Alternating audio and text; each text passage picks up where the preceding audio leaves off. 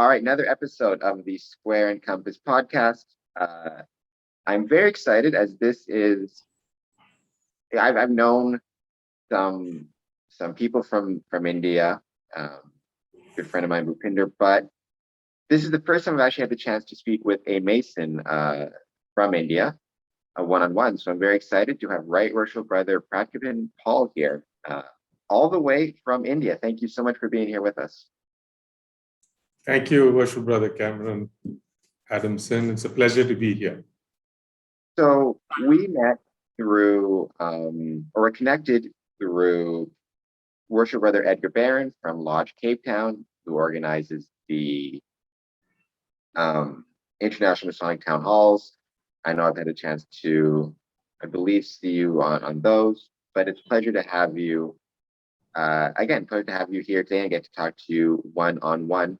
My first question, because every jurisdiction is, in Canada and the US, around the world, is dealing with reopening and COVID-19 differently. In your region, you mentioned you're the southern jurisdiction in India. Are lodges once again meeting? Did you have a break in meetings due to COVID-19? And if so, how's it been returning to lodge? Yes, we did have a break due to COVID, which was quite an extended break. The Grand Lodge of India, which is the supreme body in India, had issued guidelines, and based on which local lodges could meet, and they have been starting to do that probably the last couple of months. But again, India being quite a vast country, different states have got different protocols in place as far as meetings are concerned. So we have been asked to be aware of whatever is the local standard operating procedure. But overall, I could say that definitely that lodges have begun to meet. And in fact, there was this feeling of something which has been missing as far as the brethren are concerned. And I'm sure that they're all good. They're all feeling it's a good feeling to be back in a lodge meeting. Though I must confess that I have not attended a physical meeting as of yet. Apart from, I think we had one Grand Lodge meeting in the November of 20, which I attended. And that was the time when COVID was pretty much spread all across India. So it has been quite a should I say, a kind of a forced hiatus or a break, which I think everybody was looking forward for it to get over at the earliest. And I think very soon, things going the way they are, more and more of the brethren are getting vaccinated. And so we should see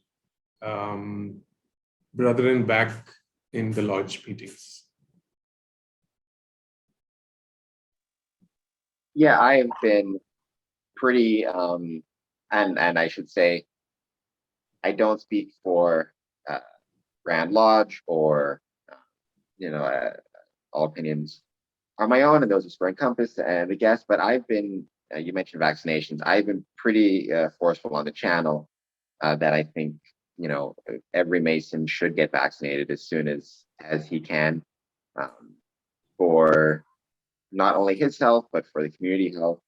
Masons have a very long history in North America, but maybe it's the same in India. I actually be curious about that, of being kind of supported and frontline in vaccination efforts for polio, measles. It was our Masonic temples that were often used as mass vaccination sites throughout the years. In India, are you finding I know, I think it was a few months ago, I remember seeing images on the news. COVID was hitting India very hard. Has vaccination rates gone up amongst Masons to your knowledge? And are you getting more vaccines into the country? Yeah, I think there has been a lot of awareness among the Masons and the need to get vaccinated at the earliest in the interest of all. And I think this has been happening. We have also made sure that in the protocol we have, I think it has been specified that brethren should more or less not attend a meeting unless they are vaccinated. And this has been something which has been made known to all the brethren. Awareness about the various, in India, the vaccines, initially there was a little bit of a kind of I wouldn't say a delay, but you had to kind of wait and then wait for your turn and go and get it. But now it's gone a full circle where the governments are completely proactive and they are having these huge camps and trying to get more and more people vaccinated. So I think we have done our bit in trying to get the awareness across that vaccines are necessary. And like you said, I'm reminded of we had a particular charitable project in the in 1999-2000. And this was aimed at hepatitis B. And that point in time, hepatitis B vaccines were very limited, cost quite a bit, and the awareness was not there. So we used to have these camps in our Masonic halls, and it became actually a very big project, and we covered quite a bit of the school children and the population which was more at risk in that case. And I'm not sure if there is any endeavors you could talk about currently. I did see, I mentioned a few months ago, it seemed as though India was getting very hard hit by COVID-19. I'm not sure if it has to do with, I understand some parts of India are very densely populated, so, it can spread around more quickly and more easily. Were there any Masonic community or charitable efforts in terms of, supporting hospitals or personal protective equipment? Or is there anything that Masons from around the world can do if they wanted to support lodges in India dealing with COVID-19? I'm not sure if there's still a surge going on or if it's kind of subsided, but any support or efforts that Masons from North America around the world can offer to Indian Masonic lodges? Right now, India went through a second wave, which was quite severe. The first wave was not that severe, but then the second wave was pretty severe. And we have got, I would say that God willing, we are past the second wave.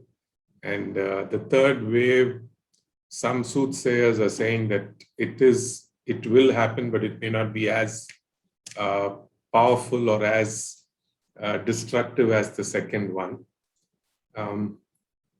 As far as aid is concerned, we have been very active right from the beginning in terms of the Grand Lodge itself. And the regions were encouraged to go out and not just help brethren, but also the community at large in terms of whatever that they could support. So we have had various things being distributed from, right from equipment which could be used by the corporations and PPE kits, etc. And then subsequently, we also had a big program for the oxygen concentrators, which were at one point in time, there was a clear need for more oxygen concentrators because the hospitals did not have enough ICU beds or oxygen. Plants were not getting there, were not able to produce. So we were a little short of oxygen. So that time we came out and did a lot of work in those areas.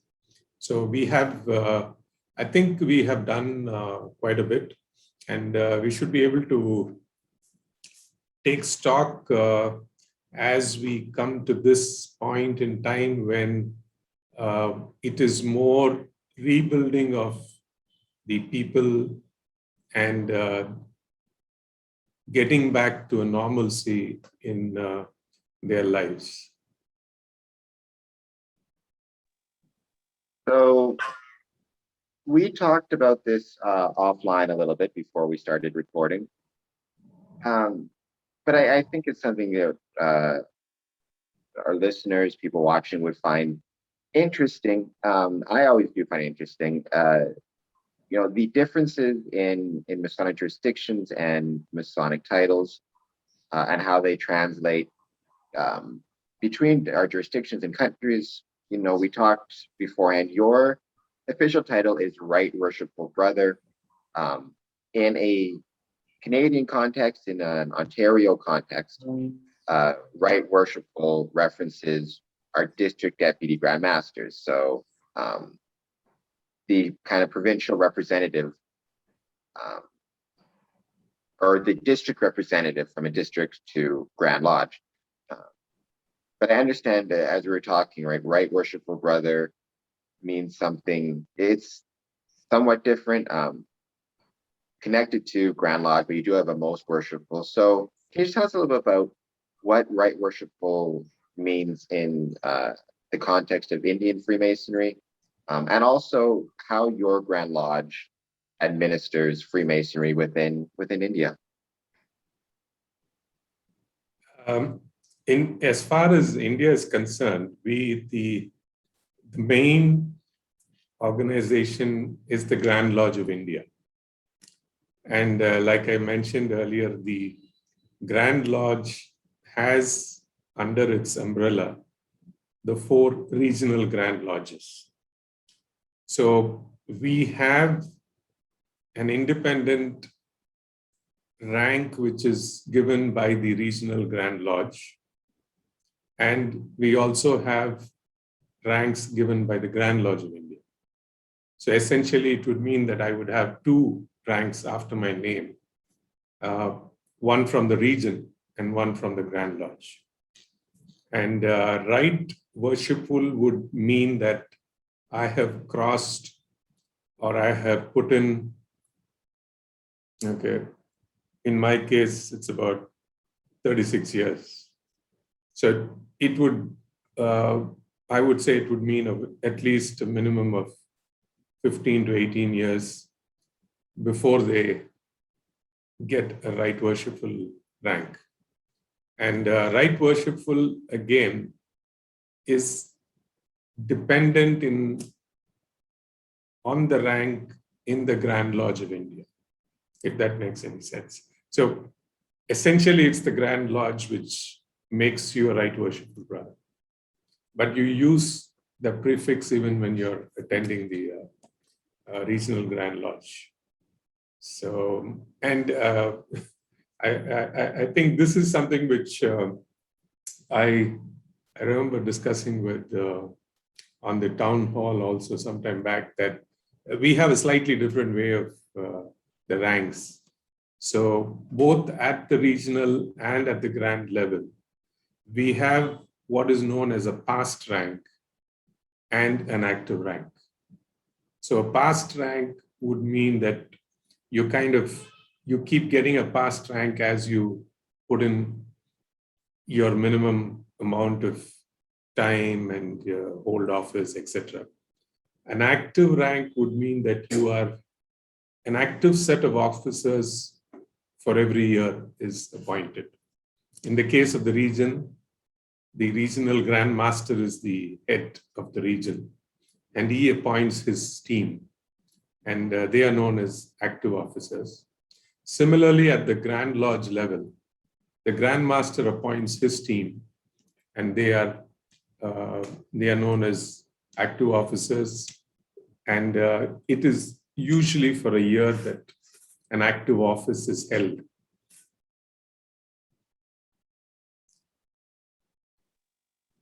And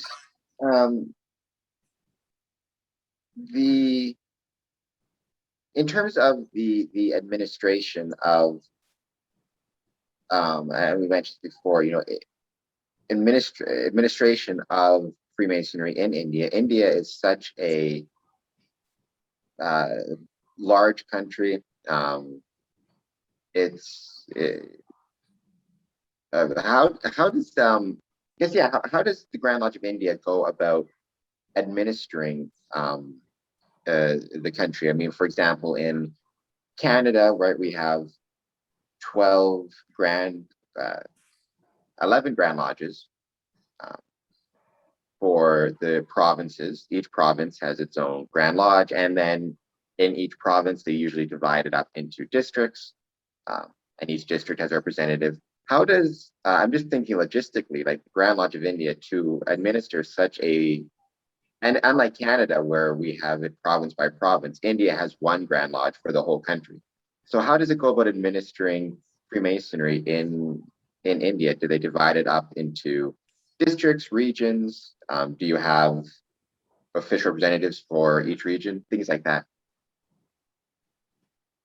Yes, the Grand Lodge of India, the most worshipful Grand Master is the supreme person in the country.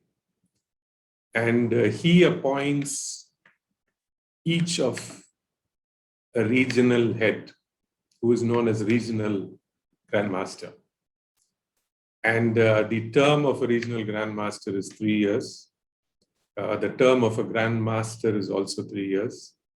And through the 4 regional Grand Masters, the Grand Master administers the activities of lodges right across the country. So we have each region being, should I say, it's not an independent region, but it's administered at the regional level by the regional Grand Master.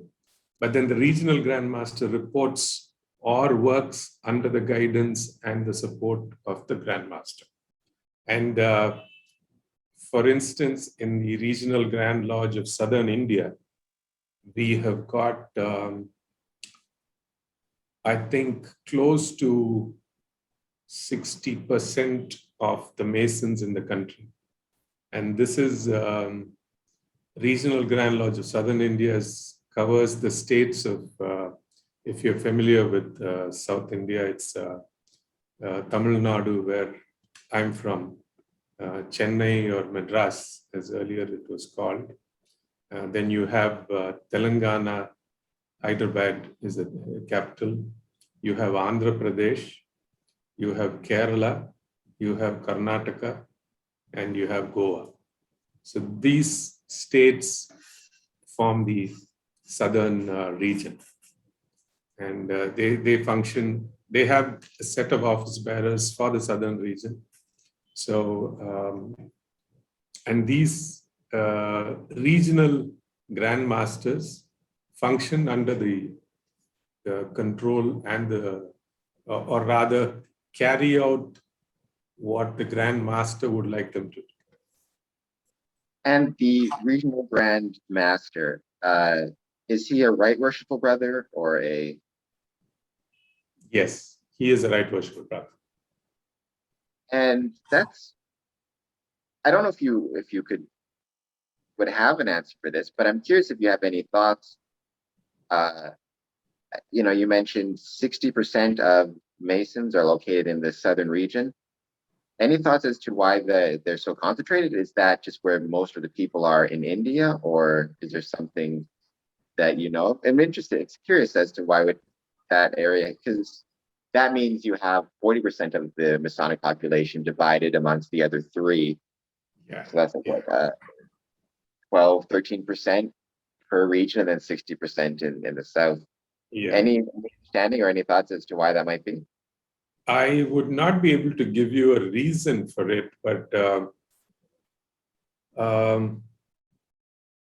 for instance, northern region has got the most number of people after the southern region, and the western is third, and then the eastern region. Though eastern region is where the first lodge of Anchor and Hope, I think, number 1, started functioning a long time back. So if you look at how Masonry has evolved in India, is the British came in, so you had lodges being set up all over the country. And in most of the bigger places with their own Masonic buildings, which are continuing to be maintained as Masonic halls. And we have some very lovely buildings. I just saw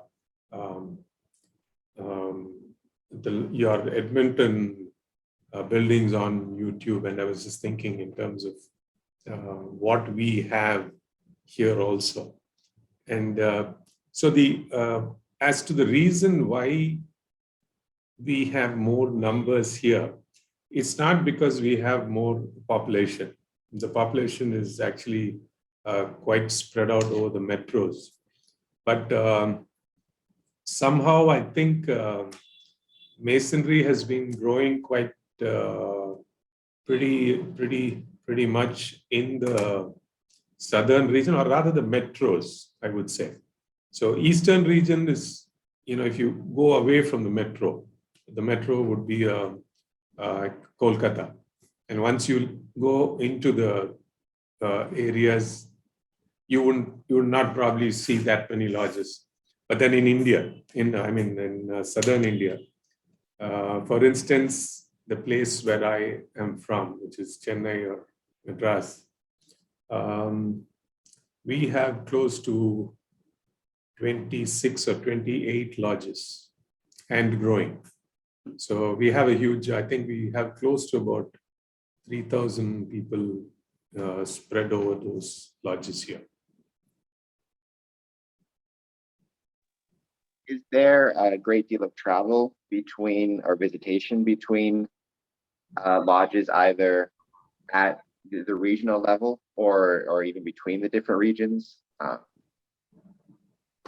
Yes. And I know India is so big. Is it? I imagine logistically, it might be kind of same as, say, Northern Ontario, where lodges might be so spread apart, it can be challenging. But what is visitation like in India? Yeah, we do have a lot of visitation, in the sense that essentially we stick to our mother lodges, or we attend where we are members. But then every year, in a normal year, of course, the last 2 years have not been normal, we have an annual regional Grand Lodge meeting. And like I mentioned to you, the active officers are appointed and invested at that annual regional Grand Lodge meeting, which is held once a year. And we also have a half-yearly meeting in between.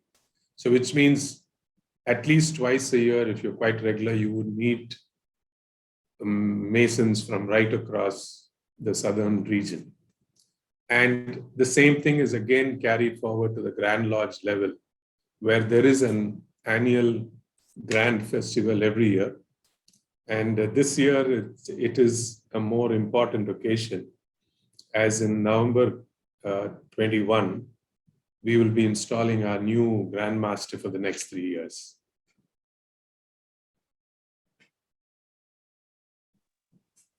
And so sorry, when will that be taking place, the installation? That would be the last weekend of November. If I'm not mistaken, it's the 27th and the 28th. And we are also celebrating our Golden Jubilee on the 26th. And what type of plans are in place for that? Because it's very, I didn't know about the Golden Jubilee. It's very cool. Are there going to be a combination of, like, I know some jurisdictions like Missouri, it's their bicentennial, so they've had like a combination of in-person and virtual events and YouTube videos and education about Freemasonry in Missouri. To your knowledge, do you know of anything specific planned for the celebration? And also, if there is anything virtual or education, can it be accessed by Masons outside of India? The thing is that because of whatever restrictions that we have had, the planning has been a little muted, or keeping in mind that a change in circumstance could throw a spanner in the works. But I must also mention that they have already started registering people for the physical meeting. And that's going to be a physical meeting on the 27th and the 28th, as well as on the 26th. And on the 26th, our chief guest is probably going to be is going to be the Vice President of India. And we have got a whole lot of things which are being planned post-November, after the installation of the new Grand Master. It's going to be like a year of celebration, starting from November 21, and it will go on till November 22, where we would be having programs right through the year. And that's how they've been planning the whole thing. And as far as virtually attending the meeting, I am not very sure, because it's going to be a physical meeting as far as things stand as of now. But I would probably see if I can get some inputs on that, and then probably keep you posted. You bring up a good point, which I think during COVID, every Masonic jurisdiction, and from the jurisdiction level down to the lodge level, has been struggling with, which is trying to create plans, create a path moving forward when you don't know if or when the next wave will come, or if or when the next set of restrictions will be enforced. And certainly, when you have a Golden Jubilee, when you have bicentennials or any type of special anniversary or date, trying to plan, but also keep in mind the possibility of needing to adapt pretty quickly depending on what happens with case numbers and case counts and all the things we hear about kind of constantly. So I guess my question for you is, as a right worshipful, as somebody who's got over 35 years experience in Freemasonry, how have you found lodges and your Grand Lodge and your region have responded to the pressures of COVID-19 in terms of planning for the future and trying to maintain contact with brethren and all of that type of stuff? What's it been like dealing with the uncertainty that COVID brings from a Masonic perspective? Initially, as in all other jurisdictions, I would imagine that it came as a rude shock, and that there was no meetings, of course, because in India, I think in March of 2020, we had a complete lockdown. That was the first lockdown. And post which it was only a progressive relaxation of the various restrictions. And given that India is a big country with huge states, something similar to Canada or the United States, so each state had its own protocol, etc. And that determined whether people could meet. And invariably, it was not more than 20 people. So this was a big challenge. And immediately thereafter, when we came out of that first lockdown, the first thing which happened was spontaneous reaching out to, in terms of the charity. And all the lodges rose to the occasion, and quite a bit was done in terms of feeding the people who had lost their jobs, who were people from other states and who were working in, say, a place like Chennai. And because of the lockdown, they did not have jobs, and they had to go back to their where they originally hailed from. And so we did a lot of supply of food, etc. And that's the time when things started getting into a virtual mode. And very soon, by the time Zoom was on everybody's lips, and it wasn't long thereafter that we had a protocol for the virtual meetings, and what could be done in a virtual meeting and what could not be done, as was decided by the Grand Lodge of India. And this helped us to keep in touch with the brethren and with the activities of the lodge. In fact, I would like to mention here that the lodge I belong to celebrated its 50 years of existence in September of 2020. And the whole meeting was done virtually with the Grand Master in attendance. And the only thing was that we could not meet physically, but we in fact managed to do a very good charity project in connection with our milestone. And the whole thing was very effectively captured in the virtual meeting, where we had Grandmaster and we had a lot of very senior dignitaries and brethren from all across the country. And so by that time, I think that was in September of 2020.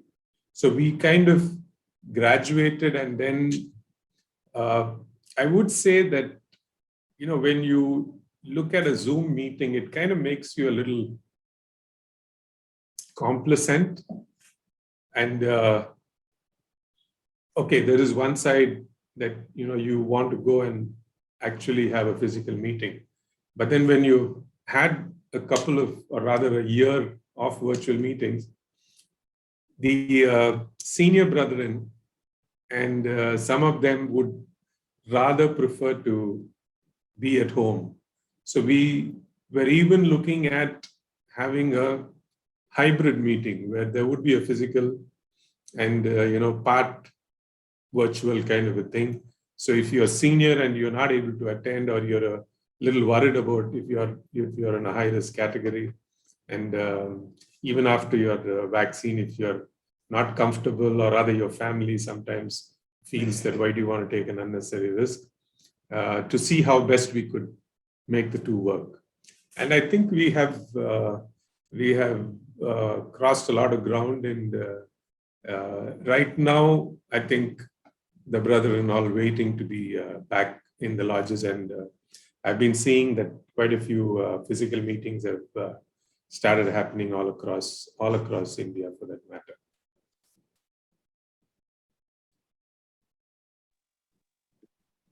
Do you think, or to what extent will the virtual remain a part of Freemasonry moving forward? Yeah, and many have argued that Freemasonry was slow to the pre-pandemic was very slow to adapt to the virtual world in certain ways. For example, for Grand Lodge in Ontario, for example, for Grand Lodge voting, it was always done in person. And when we switched to a virtual Grand Lodge communication, they also switched to virtual or online voting, which many argued was a far more sensible thing to do. It probably the same in India, just because Ontario is so big and some of the regions and Masonic districts are so isolated and such a challenge to get from, Kenora, for example, to Toronto. You're looking at 8-9 hour drive or expensive plane tickets. The argument was we should have been doing virtual voting or online voting for years before. The pandemic just kind of forced it to take place, and now there's discussions about when this pandemic is over, will we revert to our old ways, or will we keep some of these online inventions or online initiatives that have seemed to work well? I guess from your perspective in India, do you think that as lodges resume and in-person meetings resume, that the virtual is here to stay, or do you think? I think Freemasons do have a tendency to revert back to what's comfortable sometimes. Do you think we may lose some of the virtual progress that's been made? The virtual meetings have proved effective in terms of, like you mentioned, where the distances are huge. And we have also had those cases in India where we have had where we have found that physical meetings, or rather, like you mentioned, voting, we've had quite a bit of that also. So it's proving to be a good alternate or a good alternative to a physical meeting, provided the objectives are limited and it is achieved by a virtual meeting. For instance, a voting on a particular subject, or for instance, if we have a Masonic education, a seminar or a conference, when you don't really need the brethren to congregate from all across the state, and they could just get on virtually and watch and enjoy the whole proceedings. So in my view, this virtual meetings have opened up a completely new angle to the whole thing. And in fact, the Masonic Town Hall, which Worshipful Baron put together, was really something which you would not have a chance to attend or meet so many brethren from right across the world. And even though the time zones were so different, we had a very lively and very good participation.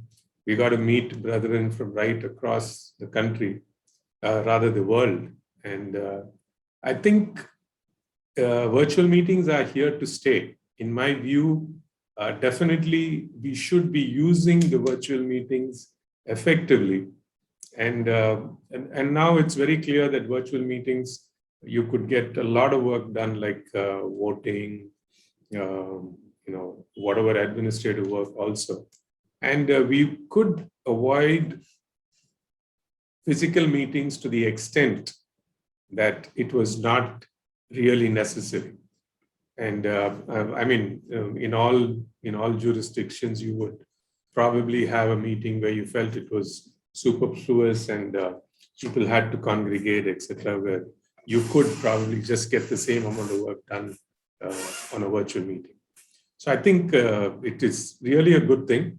And the only thing is that it has to be handled in such a way because as we have seen, the virtual world is literally, virtual in the sense that that aspect of reality is missing. And that aspect of reality, I think, is very important in Masonic meetings where that brotherhood happens when you meet a brother in person. And I think that's something which we need to be aware of.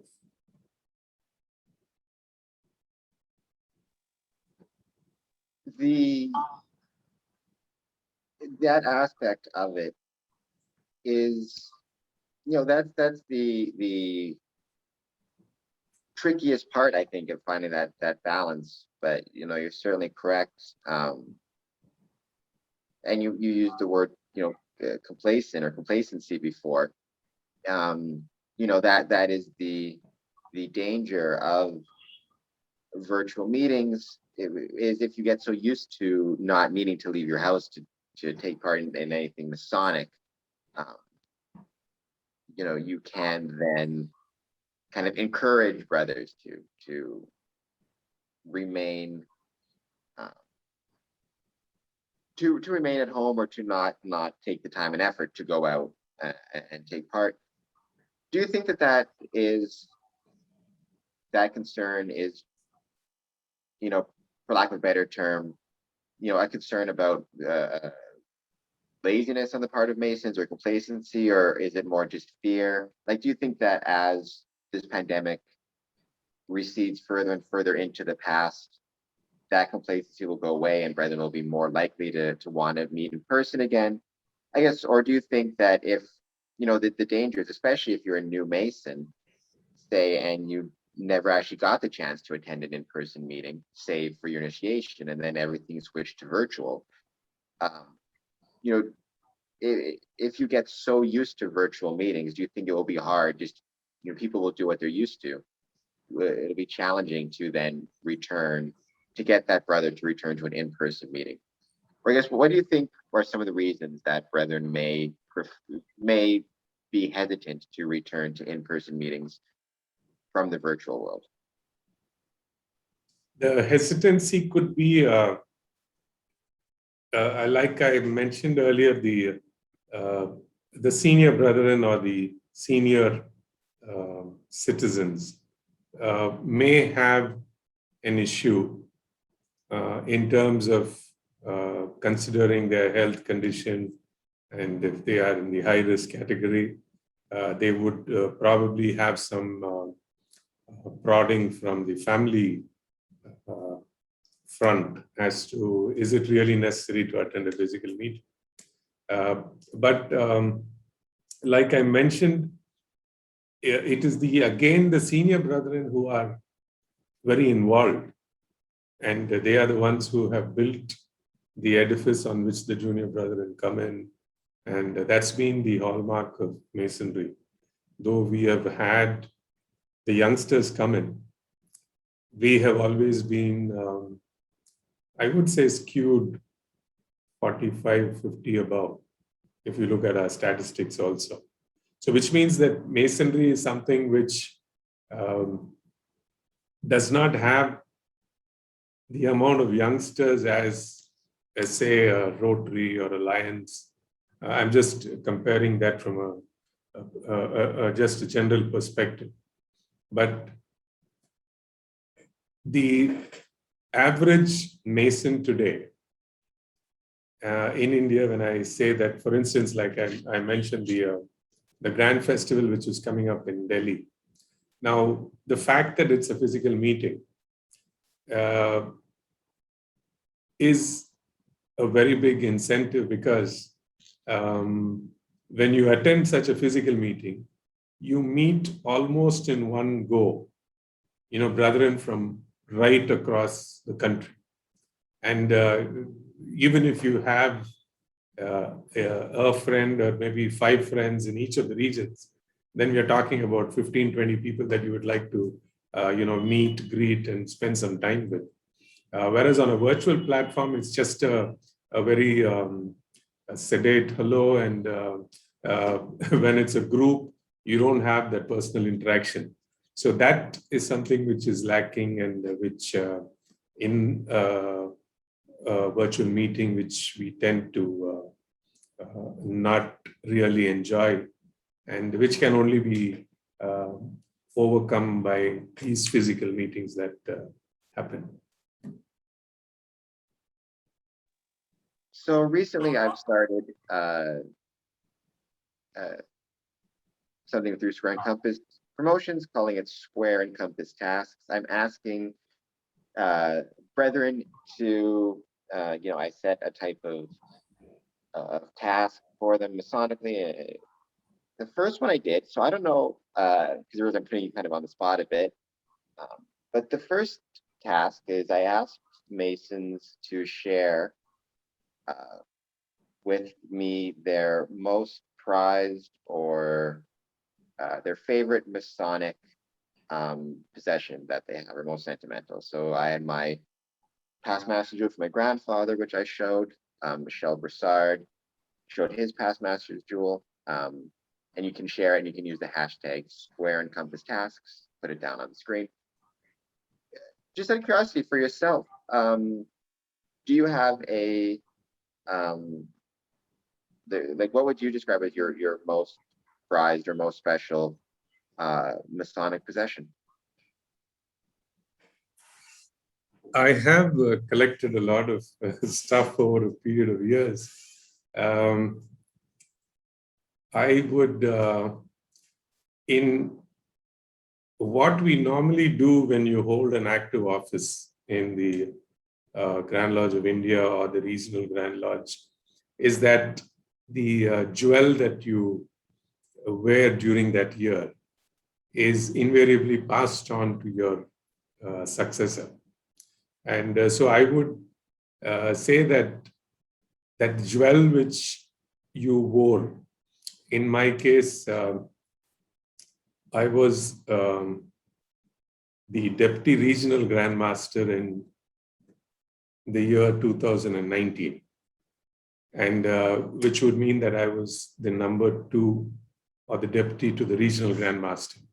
And so that jewel had a lot of sentimental sentiments attached to it, and it was a prized jewel. The only thing is that because it is worn by the number 2 in the region, it's passed on year. So you only get to take a picture of it and then keep it with you, and it goes on to the next person. And similarly, at the Grand Lodge level, in the year 2020, I was the Assistant Grand Master, which so you have the Grand Master, you have the Deputy Grand Master, and you have the Assistant Grand Master. So that jewel again was a prized possession. And after, of course, when I lay down office, I passed it on to my successor. So those are the 2 jewels that I treasure.